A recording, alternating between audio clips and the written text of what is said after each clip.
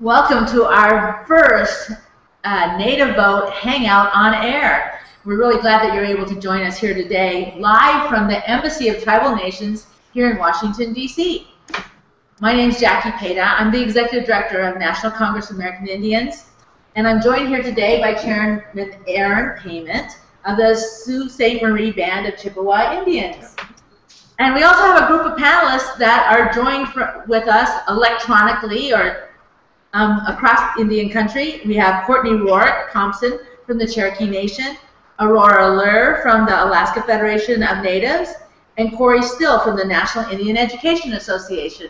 So welcome, folks, for joining with us. The Native Vote campaign has been a priority of National Congress of American Indians for a long time. In fact, actually, the first 4 resolutions that were passed by NCAI, one of them was about the responsibility of promoting to getting Natives out to vote. And this campaign works with tribal leaders and Native coordinators throughout Indian country to actually get them engaged in their civic engagement responsibilities. And we as America's first governments are proud nations, and we want to lift our voices together to build a strong future for our children. And getting out to vote is one of those ways that we can exercise those rights.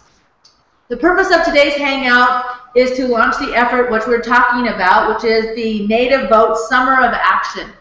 And really wanting to be able to make sure that we get our campaign kits, our Native Vote campaign kits, our t-shirts, our stickers, our buttons, all sent to you once you register to be part of our Native Vote website. But and you'll see, if you look at the link on the top of your homepage, there is a place where you can all you have to do is commit to host an event, and you'll get a kit of information that will come right out to you. So you'll learn more about that through this today's Hangout as we talk about the various opportunities for you to engage on spreading and encouraging tribes across the country to host those rallies, those registration drives, those phone banks, those youth events, just to make it a summer full of fun and making a big difference for Native Vote. So now this Hangout on Air, let me give you a few little instructions. We're using the power of the internet and social media, so I want to encourage you to get involved in the conversation. And everybody can join in this conversation today. So directly on NCAI's Google Plus page, you can ask questions. And the +1 question for our panel, if you press +1, and then you can ask questions of our panelists today. But you can also get involved by using hashtag Summer of Action and hashtag Native Vote to ask questions or make comments on Facebook or Twitter. We have Native Vote swag that we're going to give away to those lucky participants today that are part of our Hangout. So stay engaged and ask your questions, and let's make every vote count. Now it's my pleasure to introduce to you Chairman Aaron Payment to make some opening comments about the importance of Native Vote for Indian country. Well, thank you, Jackie. I'm really happy to be here. I find this really exciting. This is something new. Right up until the last minutes, we were trying to figure out all the technology involved, but we're trying to model this so that you can try to do this in your tribal communities as well. To reach out to your tribal members and try to get them excited to participate in why it's important to vote. So I've been asked as a tribal leader, why is it important to vote? Well, you know, we haven't had the right to vote for all that time. We were the last to get the right. The right to vote is central to democracy, and we have a representative democracy. So first, you have an absolute right to vote, which sometimes gets challenged if we're not watching closely. But also, we elect people, and then they represent our interests. And they only represent our interests if they know we're participating in the process. So once they get elected, we have to stay engaged in the process.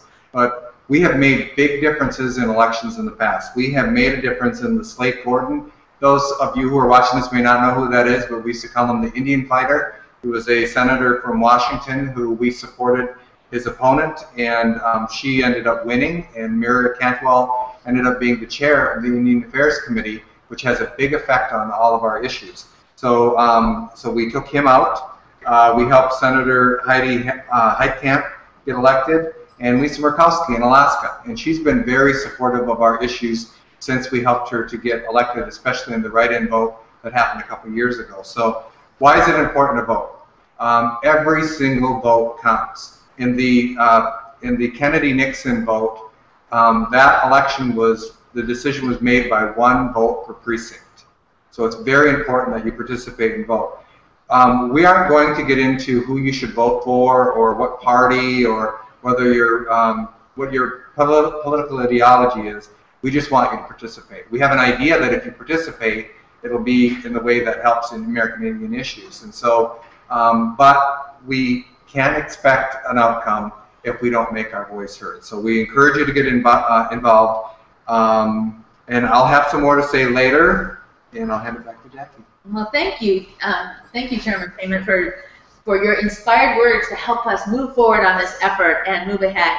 One of the barriers to Native vote is registration. In fact, a stunning statistic from 2008 was that there is 1 million Native potential voters who didn't even register.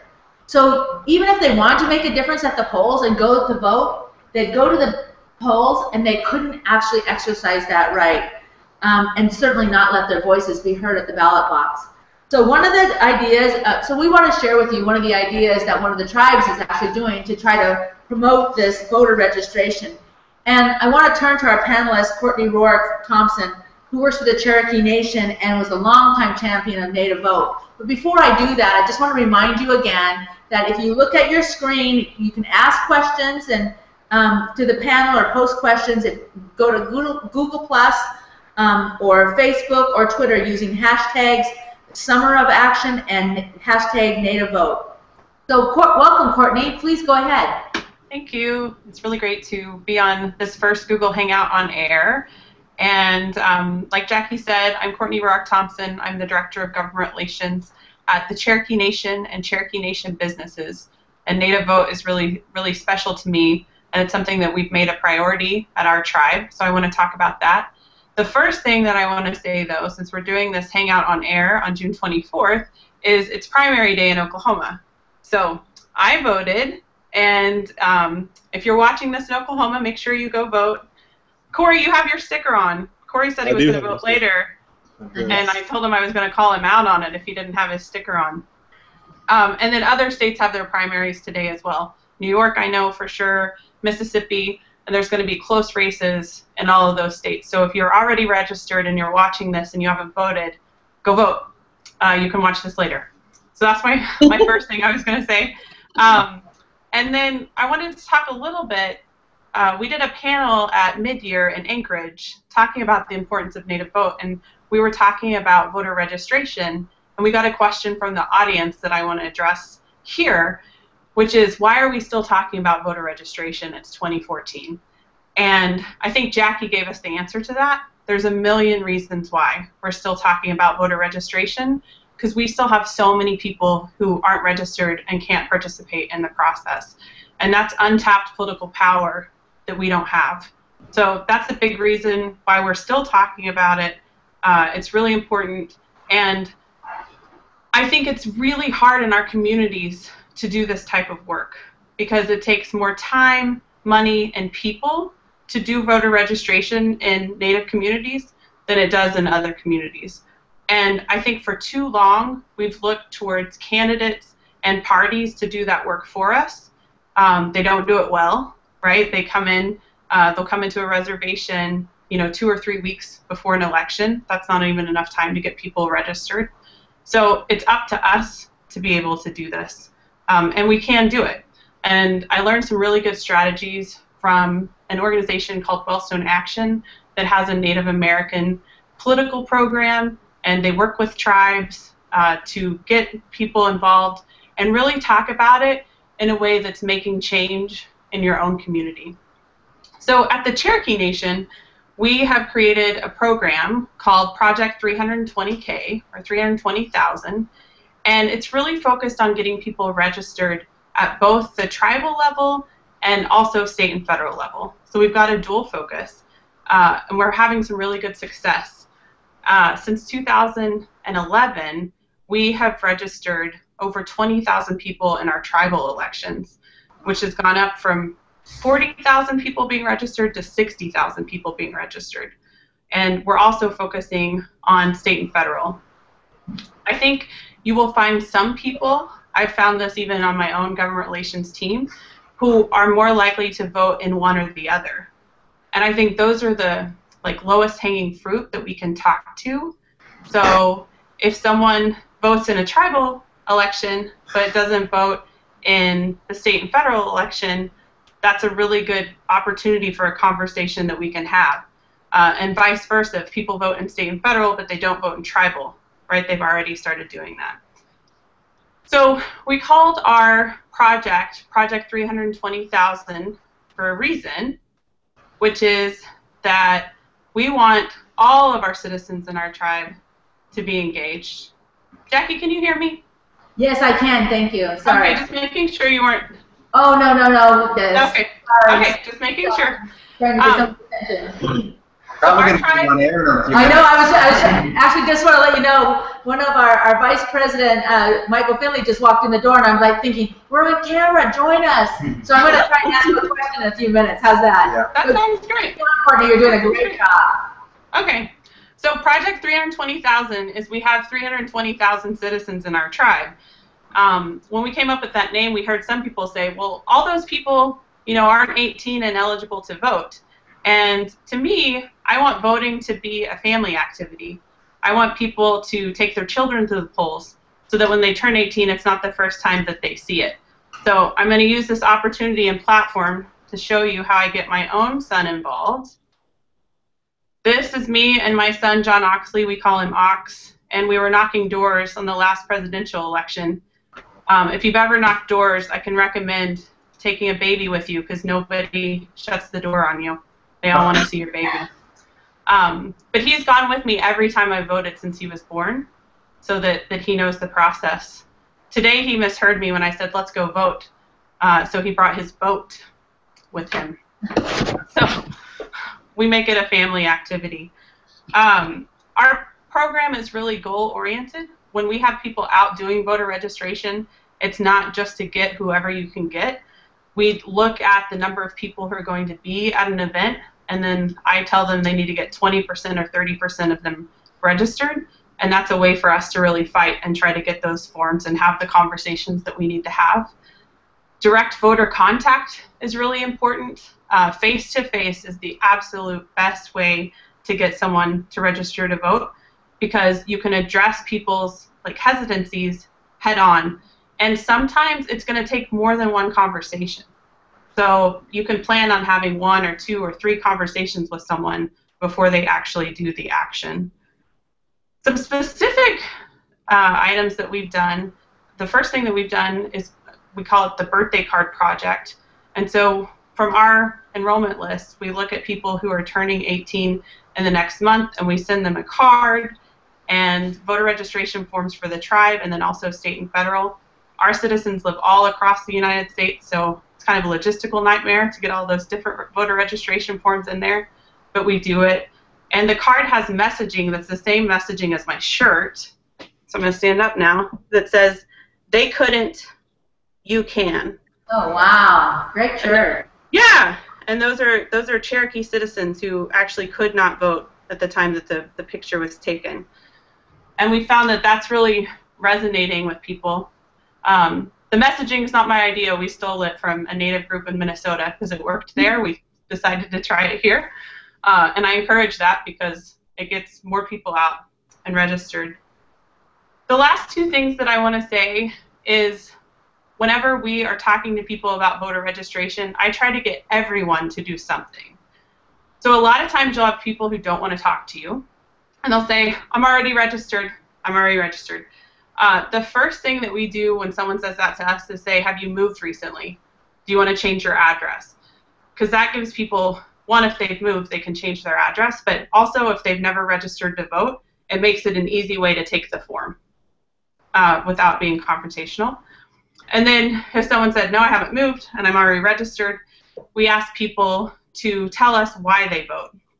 So either to hold up a sign that says, I'm Cherokee and I vote because, or to say, I'm Native and I vote. So I'm going to show one more of those that we did at Anchorage.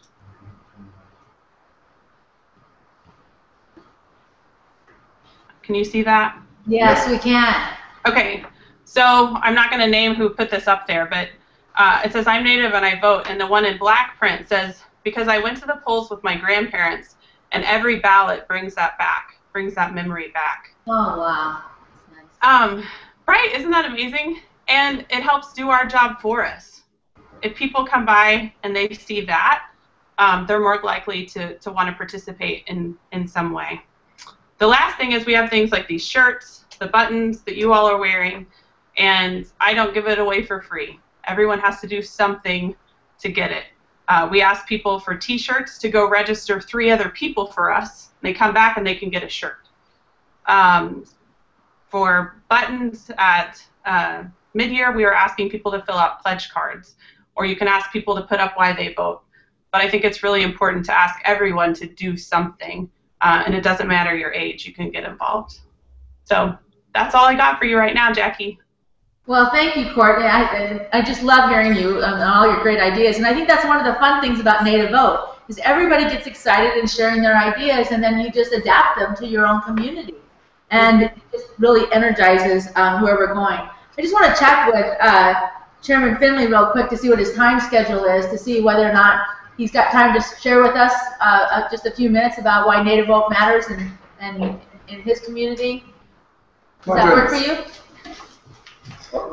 You're live on TV. You're live. This is our Hangout on Air. It's our very first Hangout on Air, Google Hangout for Native Vote. And so we have all our Native Vote advocates out there, and we'd love to just share. We have our 3 panelists with us today. Courtney, who just spoke to us from Cherokee Nation about voter registration. And then we have Aurora Lair, who's going to speak to us next, and she's going to talk about campaign forums. And remember, they did that great one at mid-year in Anchorage.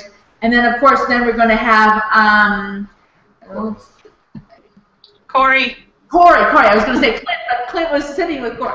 So then we're going to have Corey and to speak to us also. So just want to give us a little plug for Native Vote and what differences it makes in your communities in Montana. Yeah, well, Washington. First and foremost, I appreciate everyone online for taking this charge up. It's something that's really important to us as Indian people, more importantly throughout Indian country.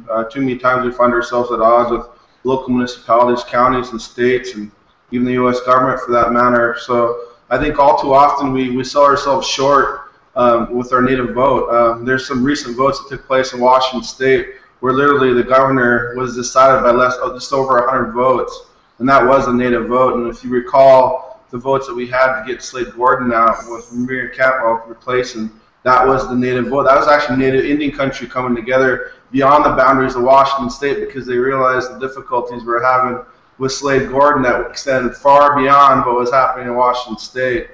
We've had a few others within Washington State where the Native Vote did matter.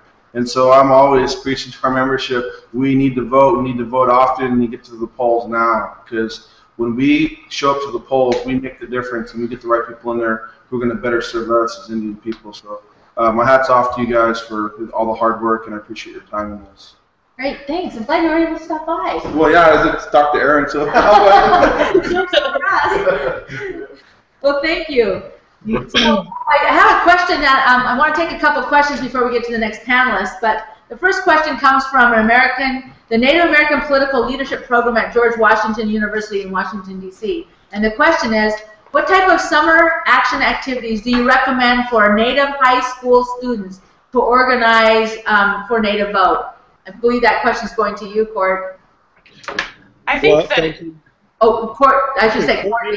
Sorry. But Court, go ahead. No, Corey, you go. Right. No, Courtney, by all means, I defer to you. You jumped on it first, my friend. Well, from a youth perspective, for high schoolers, it's just really important just to be able to get their interest. A lot of times we hear our high schoolers say they're not really interested in civics. They're not really interested in voting because they're not old enough to vote. Perking their interest and actually, like Courtney said, taking your youth with you to go vote, letting them volunteer at the polling sites, the different precincts, getting them involved, showing them that their vote really does matter. A lot of times that's what our youth hear is that, well, you know, I'm just one vote. From my perspective, it just be getting them involved, getting them exposure to the voting process, both tribal, state, federal, letting them see that process unfold, letting them see how, as Indian people, our votes do matter. We do have a voice. Our voice doesn't end at Indian country. Our voice goes across this country. And so getting them to see that, getting them to be able to be a part of that, really helps them become better informed and better voters, in my opinion. Thank you, Corey. How about you, Aurora or Courtney? Either one of you want to add to that? Any ideas for high school students? I think that they can really participate in registration efforts. We've enlisted our tribal youth council to help us, especially during Cherokee National Holiday when we have so many people come to Tahlequah, Oklahoma. They're really good at having the conversations. But I think they could also challenge their family to make sure that their family, if they're old enough to vote, that they do vote. Anna Wake shared a really great story from NIEA at mid-year about her own parents. And I think that you have such an influence in your own family and you forget about that sometimes. Right. Aurora, did you have anything else you wanted to add? Oh, Chairman Payment, please go ahead. So one of the things I'm thinking about is why would they want to vote? How do we have them understand why it's important to vote? And so I promised myself I wouldn't do anything partisanship on this program today. But what I will say, though, is there was a debate in Congress and about whether or not to reduce the loan burdens for Pell Grant or for college students and Pell Grant. Now, all of these fundings that happen when you do go to college, so for the 18-year-olds that are getting ready to go to college, your financial aid is really important to you right now. And there was a proposal to allow students to refinance their loan burdens. And there's some senators, who I won't name because it'll sound partisanship, one of my favorite senators from my state, was promoting that we find a way to reduce the loan burden and to have them refinance their loans. And what that means for the long term is the long-term expense is much less than spreading it out over a longer term with a higher interest rate. So that's one of the reasons why. But the issue is, what ideas could we come up with in our tribal communities to get the word out so that young people know what's at stake for them? The reason why people don't get interested in voting is because they don't realize there's something at stake for them. But it depends on who you vote for. It depends on who's in office and whether or not they'll push issues forward. Because on the Pell Grant issue, some senators and reps were willing to push it forward on both sides of the aisle, but some were not. And so that's important to know that before you cast your vote, too. Great. So I want to move. We have another question here, and the next question comes from someone who's working on the board of an urban Indian clinic. And the question says, our providers are very busy, but is there some easy, nonpartisan ways that we can help spread the word around about Native vote? Aurora, do you have any ideas?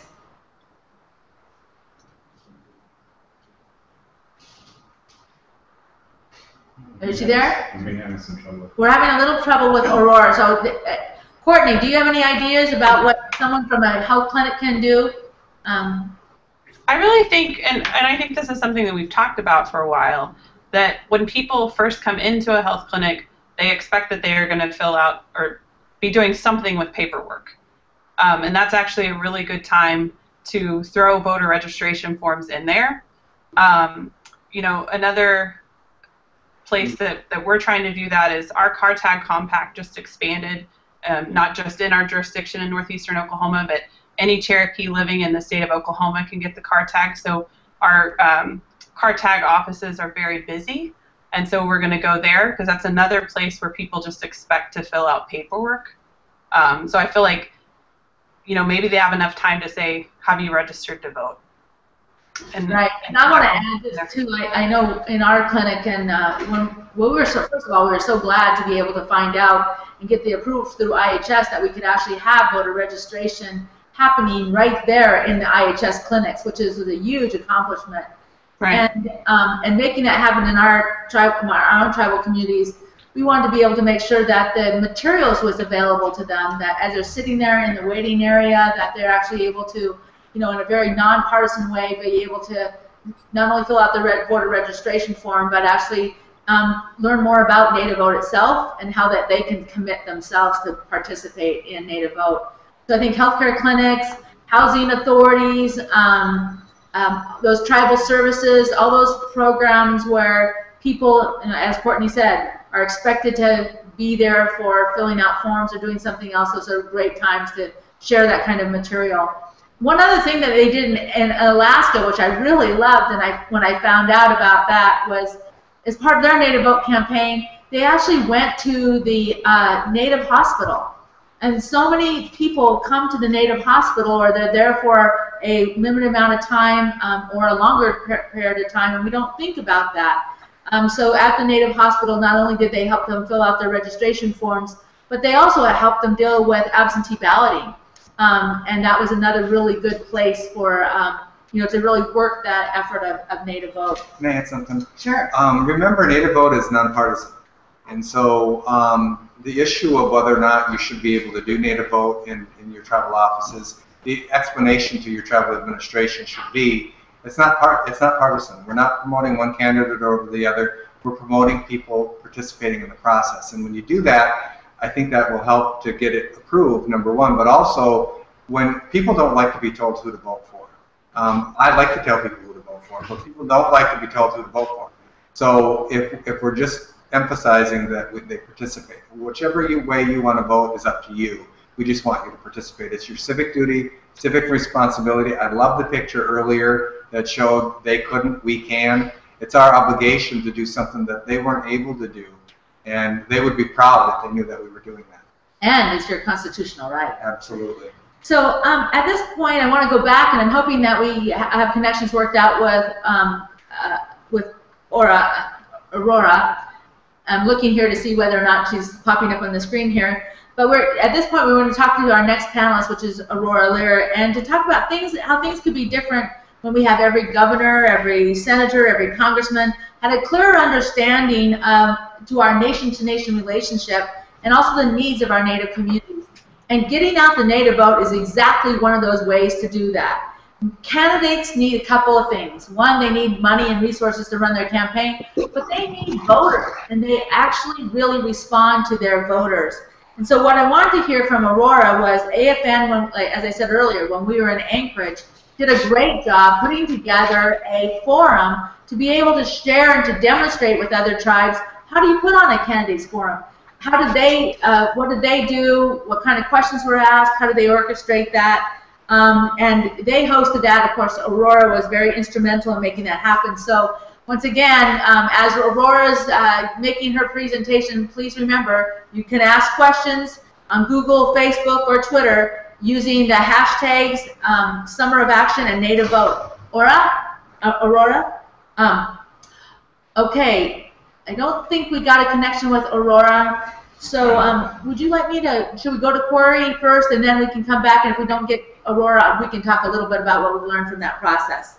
So bear with us as we deal with technology in Alaska. Something about getting out to vote in Alaska and expanding broadband services can be very helpful. Any of you who were there with us at the conference knows that some of our cell phone connectivity was sometimes rare. As we go to, I want to go to Corey.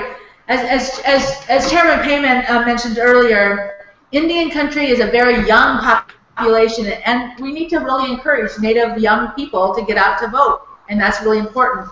So for the past 2 years, NCAI has partnered with NIEA, National Indian Education Association, to host the Teach for the Native Vote Week in tribal schools.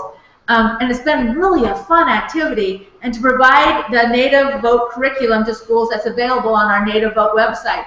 And actually, NCAI helped develop that curriculum.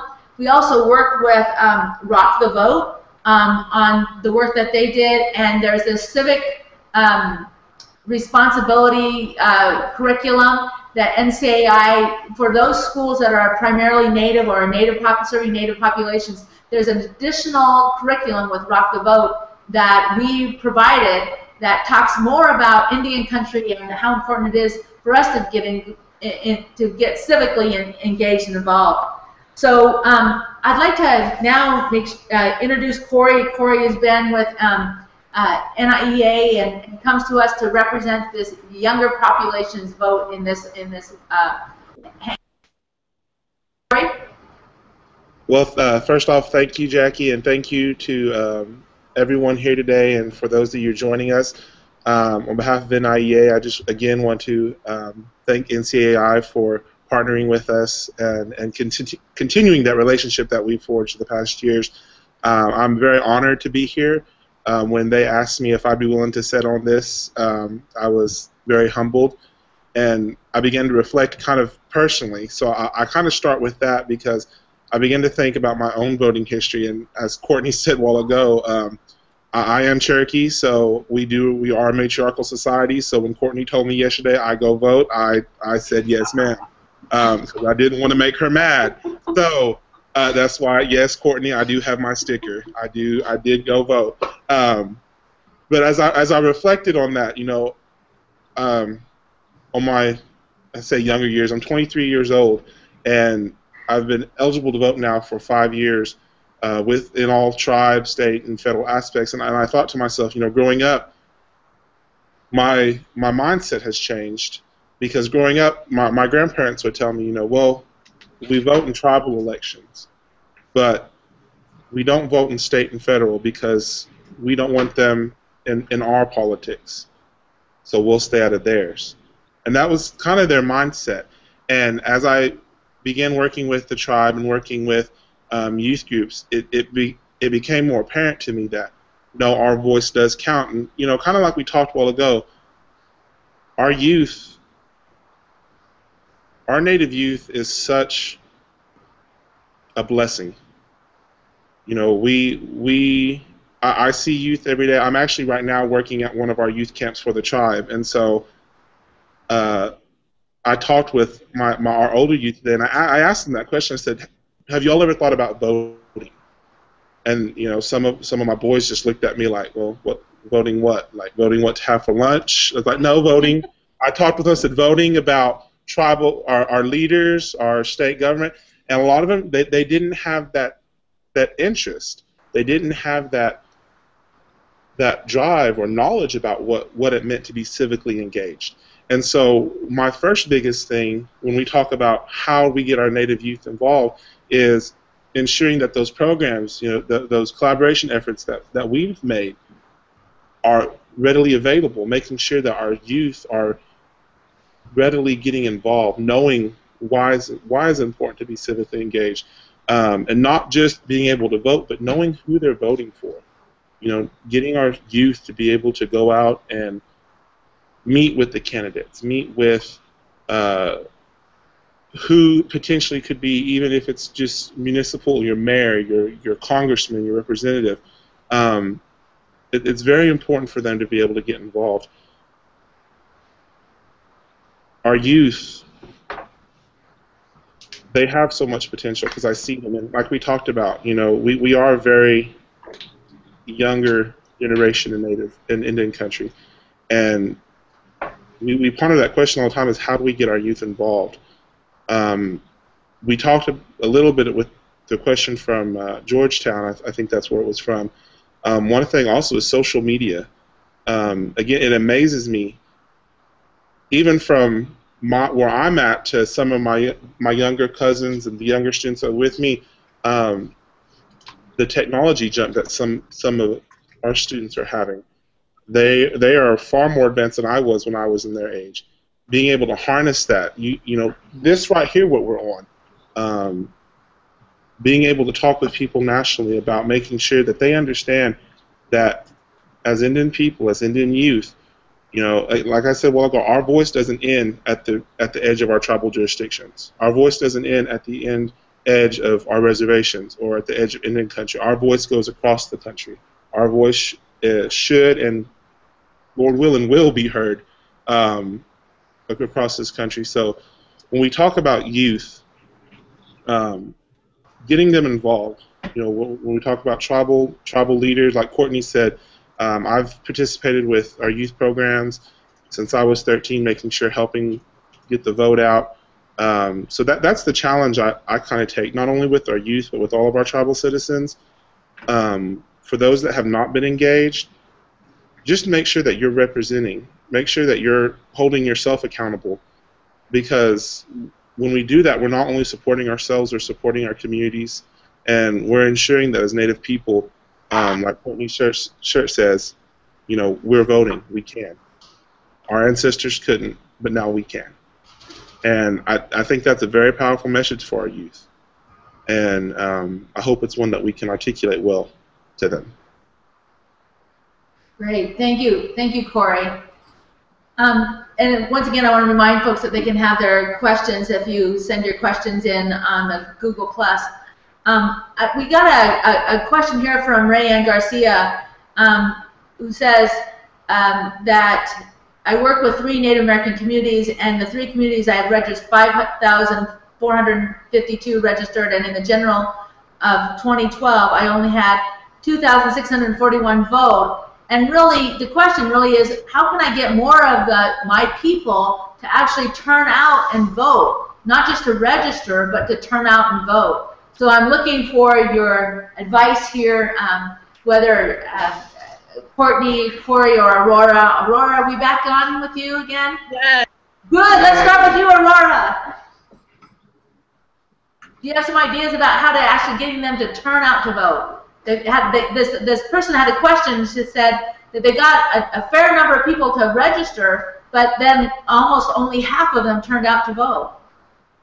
Well, I think people don't necessarily know how much, or I think there's a disconnect where we say, great, you're registered, but now, you know, what's going to get them out there? And I think it's really knowing, you know, that there can be something, that there can be a change, that, you know, if by voting you're putting this person in office, or even if it's on, you know, like a ballot initiative, and you're saying, you know, you're being asked directly, you know, what do you think about this? You know, should, you know, such and such happen, yes or no? It's like, well, I know you have an opinion. I'm sure, you know, all of these people, if you were talking to them, they could go on for days about what they think, but you say, okay, well, guess what? Now go and check that box. You know, make your voice count. And so I think the more that we can push out the message of, you know, actual turns in elections, or, you know, seeing results by people going out to vote, I think that's really what's going to make a difference. Right, and you know, I think that we also have a great deal of tools that we share under the Native Vote Campaign group, and so we have regular monthly webinars for those who want to commit to our Native Vote campaign, so that on the grassroots area, we encourage every tribe to have at least one person committed to working Native Vote, so that there can be this ongoing building up from registering to vote, candidates' campaigns, getting out the vote, and actually delivering the vote on election day. You know, even as Corey and Courtney both said, in Oklahoma, today's primary. It's a day to show up. Maryland's today's primary. And businesses like, you know, NCAI, who allow their persons to take off, you know, an hour early or something so they can make sure, or come in an hour later so that they've exercised their right to vote. Those are good business practices. We share a lot of best practices around those ideas. I want to go to Aurora right now so that she can actually do her presentation. We actually introduced her. I wasn't sure if you were able to hear us or not, but we introduced. I heard you a little bit, and I'm like, I'm here, but. I know, and we couldn't see you. But once again, she did a great job of putting together the campaign forum, and to be able to really show tribes about what campaign forum does.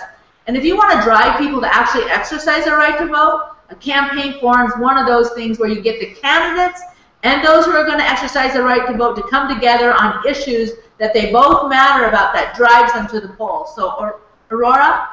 Oh, absolutely. So, hello, everybody. I'm super excited to be part of this first Google Hangout on Air. As Jackie introduced me, my name is Aurora Lair. I'm Vice President here at Alaska Federation of Natives in Anchorage, where we had the pleasure of having NCAI Mid-Year Conference up here. So, you know, some very familiar faces happening that I'm seeing out there. And like Jackie said, we had a candidates forum that AFN partnered with Native Vote on. And it there are definitely some lessons learned, and I'm happy to share kind of what we've learned from that. AFN has hosted candidates forums in the past, and we did it in conjunction with our annual convention, and ours happens to be in October, so it's right before the big elections, and we will be doing that again. And the great thing about candidates forums is that, one, you're getting the actual candidates themselves together with the voters, and but really the education and the forum really has another different purpose, which is informing, making Native issues front and center with these candidates, because they have their platforms that they're going on, especially when it comes to the national and statewide races. They have these much broader issues, but to get them to focus and to actually take a position on Native issues is a huge part of why having something like this is important. And then of course having that communicated directly from their mouths to the voters' ears. There's a great benefit right there, so that there's a chance for interaction, and you can have a candidates forum in different formats. We've tried a few different ones, and I've participated in others just as an observer. So you definitely can have the more structured, moderated, prepared questions. And you say, you have a 90-second intro, and then you'll be asked a series of questions that, you can pull together yourself. And then there's also kind of a town hall format, which is a little bit more fun, and I think would be a little bit easier for maybe a local races, where you can actually have more of a discussion and a dialogue going with the candidates. Again, I think by the time you get towards, if you're early in the elections process, you might be able to get away with town hall. I think towards the end of it, you need to have the structure, because if you're a candidate and you have the mic, you're not giving it up very easily. Well, we sure saw that, didn't we? Yes, we certainly did. So, I would highly recommend having a very strong moderator, somebody, and also, working with the campaign staff, because you're not going to be talking directly to the candidate until the actual forum. So working with the campaign staff to let them know these are the types of questions to expect. This is the structure. You will have this much time, so that they can prepare their remarks and things like that. Have a strong moderator, have a flow, have it all worked out, and just be ready to go with whatever happens.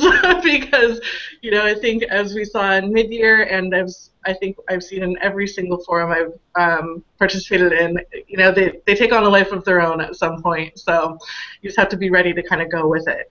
But yeah, there are definitely ways to, keep people engaged, and again, getting the Native issues front and center with these candidates is, there's great value in that. Yeah, go ahead. Well, just to add, I really get excited when I see young people that are coming up with these ideas and they're pushing these, especially putting the candidate on the spot and finding out what their issues are, if they've even thought about Indian issues. One of the things I really like about our president, Brian Clattisby, is he shamelessly will ask elected leaders, "Are you my trustee?" And they sit there and they look kind of quizzical, they don't really understand the question. But they should understand that question. They are our trustee. It's their obligation to uphold the trust and treaty obligations. And so if you can play a role in educating candidates all across the country, young people, going to forums and asking that question, will you be our trustee? Will you represent our interests? Do you understand our interests? But just to take what you're doing one step further, if your tribe has a travel newspaper, and this is where it's really important, again, to stay nonpartisan and not advocate for one candidate over the other.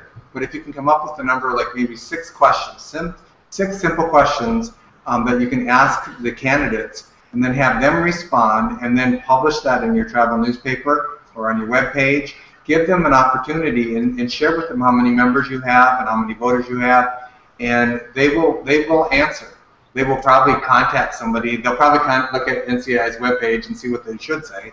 But if we get them on the record, then we can start making decisions about who's going to represent our interests. So they don't just get our vote. They don't get our vote because they believe in this issue and we might happen to believe in that. But Indian issues to me are the most important in how I make my decision when I vote.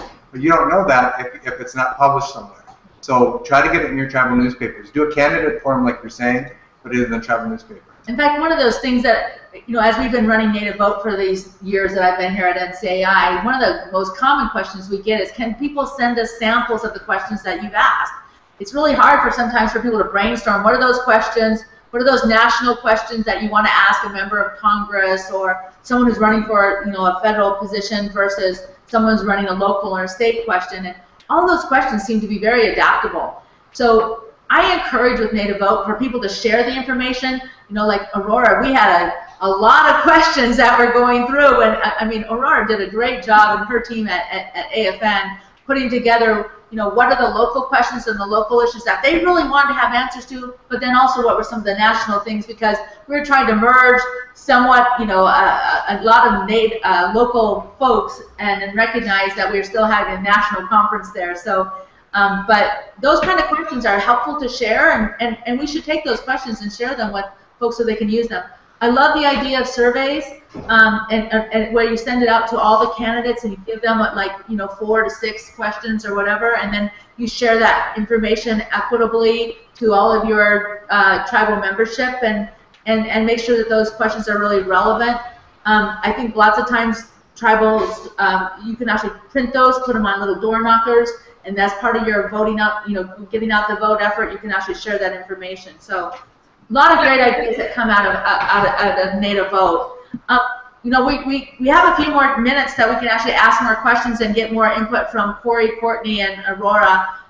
But before we do that, I just want to let people know that we have a whole team of people sitting here on the other side of us, and they're looking at all the Facebook, Twitter, and Google Plus, and watching what's happening out there. But Bev Pilas, P-I-L-A-S, tells us she votes every single election since she's turned 18, in the general and in the tribal elections.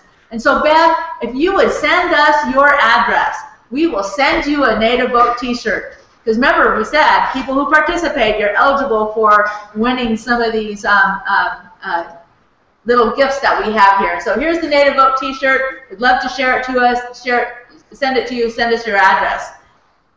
We've also noticed that tribes sometimes have made some changes in their own tribal elections, and try to make them coincide with national elections where they can, so that they can actually get more tribal members to turn out to vote. And we're going to share with you some of our little gifts. Actually, I really love this one. This is the new one. You can't hardly see it, but really you can. It's really the small Native Vote, but it's something that you can wear on your lapel every single day.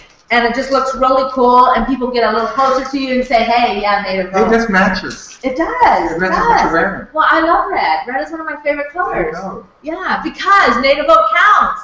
And, when I was at home in Alaska before I came out here to Washington, D.C., one of the things I loved was I actually ran, part of the Native Vote campaign. And what we did at our tribe was we organized so that every single organization in the tribe sent a representative.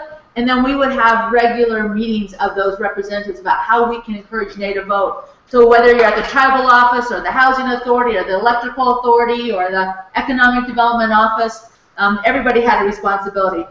Bumper stickers. The bumper stickers are pretty cheap. You can actually get those out fairly easily. And then, of course, there are easy identifiers.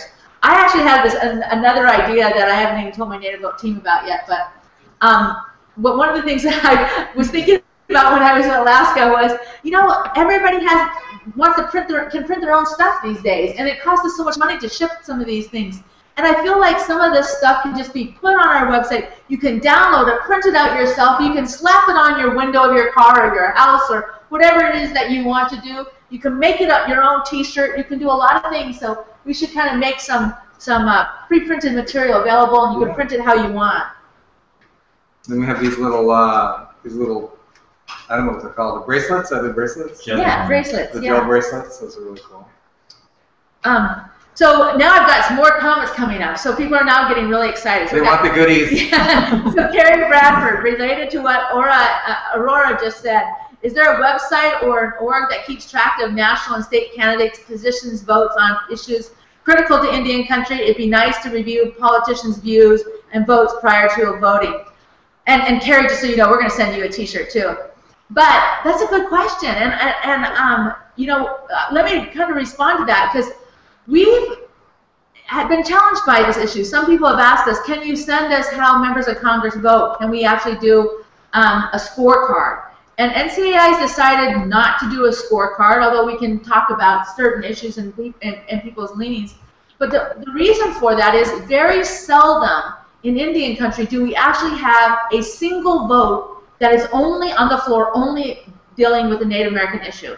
Lots of times what happens is our issues get piggybacked onto another bill, and there's other politics with that bill, or they get encompassed in another bill, and there's other politics. And so it's really hard to measure a Native-only kind of vote. But you can definitely tell when, you know, your candidates are supporting issues that you care about, and primarily that's by asking the question. Coming up to them and really asking them the questions about certain issues, and then looking to see how they vote. As far as a website that I can't remember the first part of that question there, it went away from me, but a website to track those national and state candidates. What we've tried to do at Native Vote is, because one element, there's several elements of Native Vote, but one element is promoting more Natives to run for offices. And so we've held things like trainings about what do you need to know to run for office. Can you really knock on the door and ask your friends to give you money for your campaign? And I think, you know, Aurora is dealing with those issues in Alaska as they look at Native candidates stepping out into the front on some key elections. But those are really important trainings that are out there.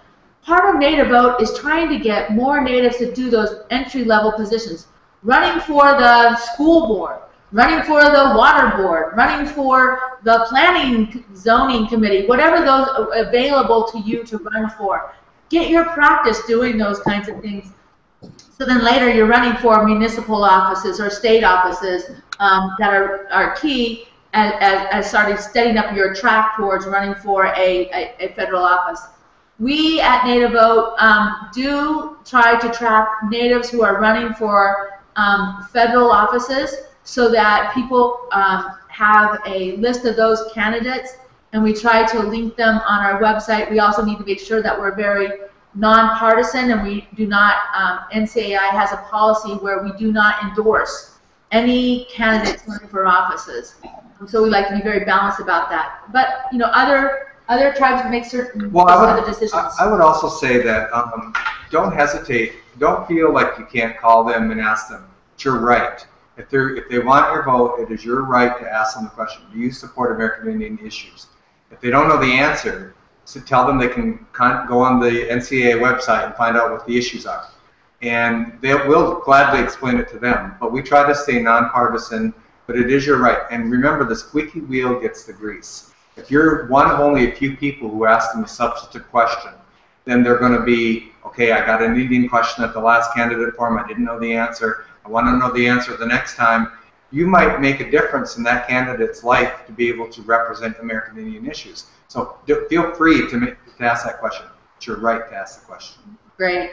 I also wanted, we have another, just talking about questions, we got another questions here, and this is from Janie Parrish. And as we're gearing up for elections, will NCAI put together a guide of sorts to priority topics and Native candidates that are running for office? Absolutely. And we're going to use samples of questions that we got from you. So please help share that information with us.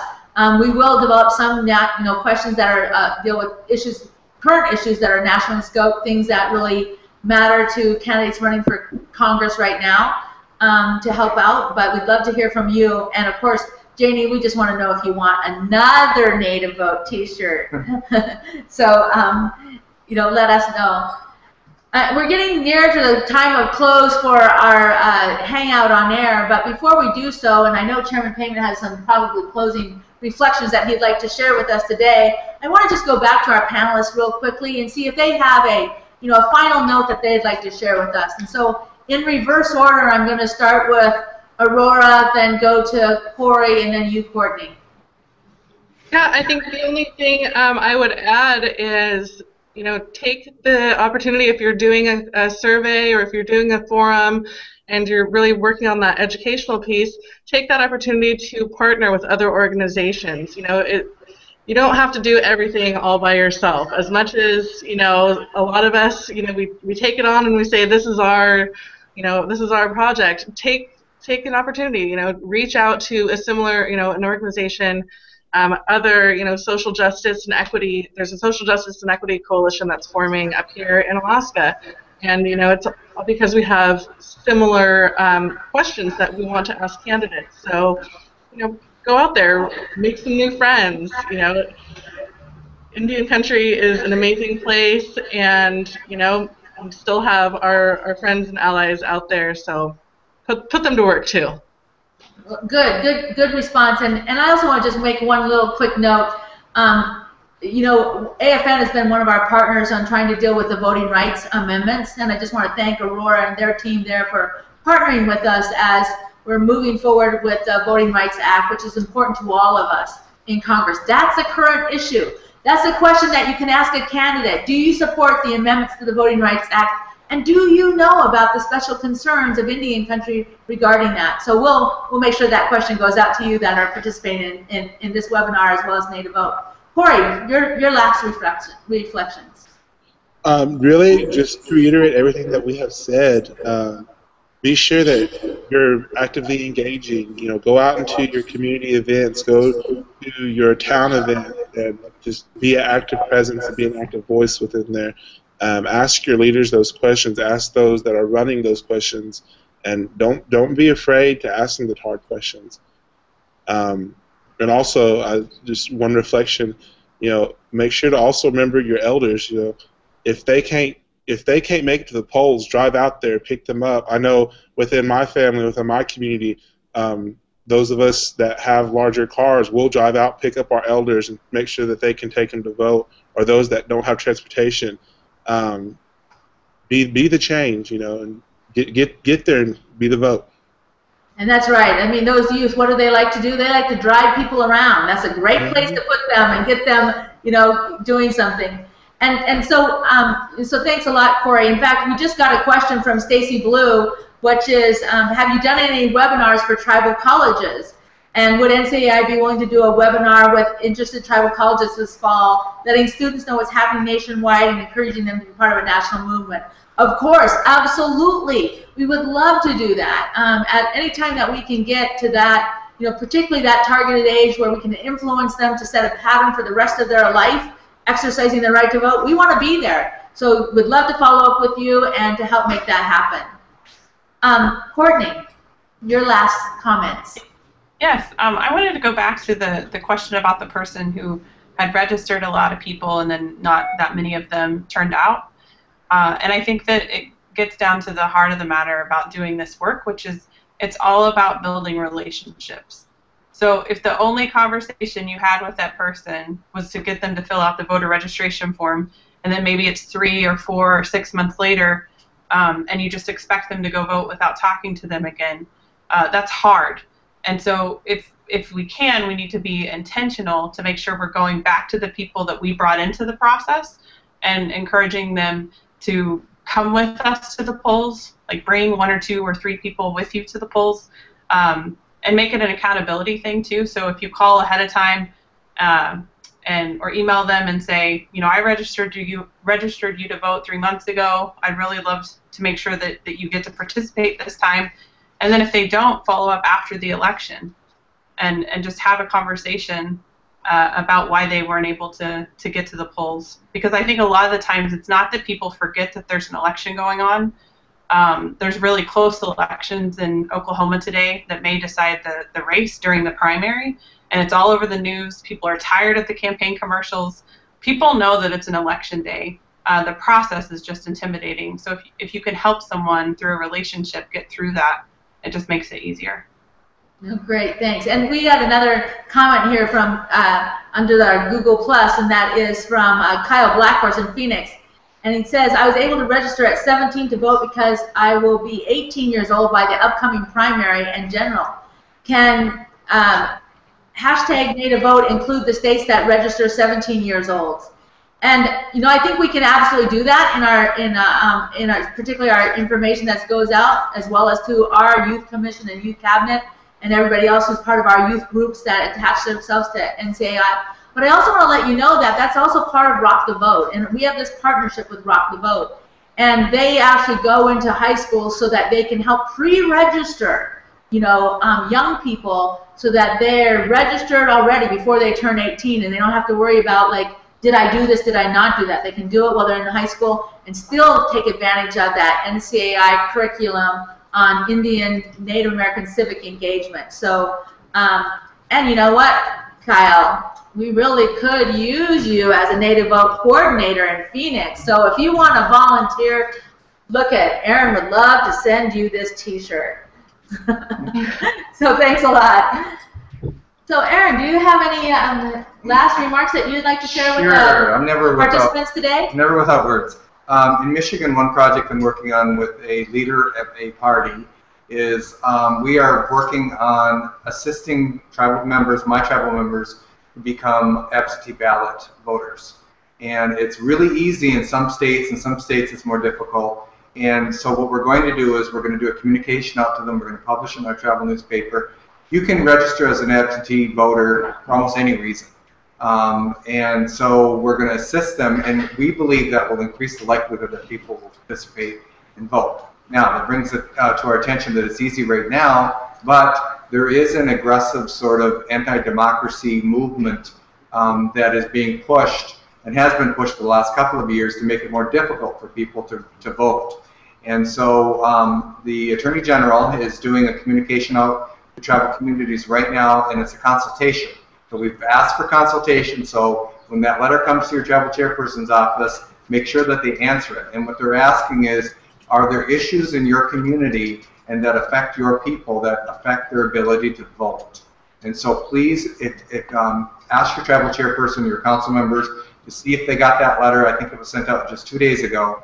And we'll see if we can post it on the website for NCAI and try to get some input on that, because we want to go forward. We don't want to go backwards in exercising our right to vote. The last thing I'll say is we had a campaign last year to try to stop sequestration, and this is proof that a couple people can make a difference. Sequestration, what that was is it was cutting our federal dollars for all programs and services, and a lot of people take for granted their infrastructure, their Pell Grant, all of those things. They take it for granted until it's gone. And well, in October of this year, it was gone. It stopped. It came to a screeching halt. The other issue was we believe that the funding that comes to American Indian tribes is a trust obligation, treaty obligation, should not be interrupted. It should be non-discretionary. But it's currently considered discretionary. So we're pushing to try to make that non-discretionary. Well, watch closely on your candidates that you're supporting and ask your current members of Congress, whether they're running or not, what is their issue on that? What is their position on that? Because we need them to support upholding the funding to Indian country and for our funding to be non-discretionary. So it's very important that you participate. It affects you back home, whether you realize it or not. Take a moment later after we're done and think about the different programs and services in your community that you benefit from. Federal dollars, Head Start, Upward Bound, education funding. All these things that we take for granted each day got cut off last fall. We don't want that to happen again. Right. Spoken from a tribal leader. The things that they really care about, those are the things that make big differences at home. So I want to thank you all for participating in our session today. But before you go, I have a couple of things I want to share with you. One is you can continue to share information about Native Vote on your Twitter and Facebook, and you can register your events if you go to nativevote.org. And if you register, once again, you get another little bonus gift, which is you get that Native Vote kit.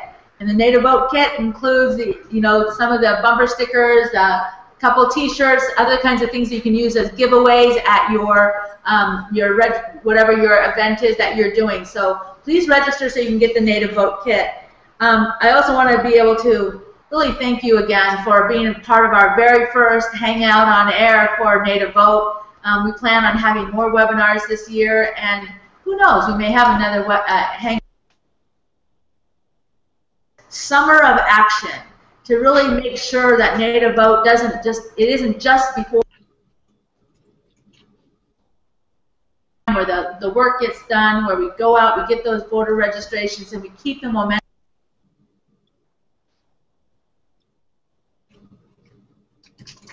That we've always reserved this right. Our ancestors fought hard for us to have the right to vote, and every day we continue to fight hard for things like voting rights protections, so that tribal leaders can still have access and tribal members can have access to voting polls in their own community. So we've got to demonstrate and we've got to push hard to make sure that we really feel and recognize the value that creates in our own tribal communities.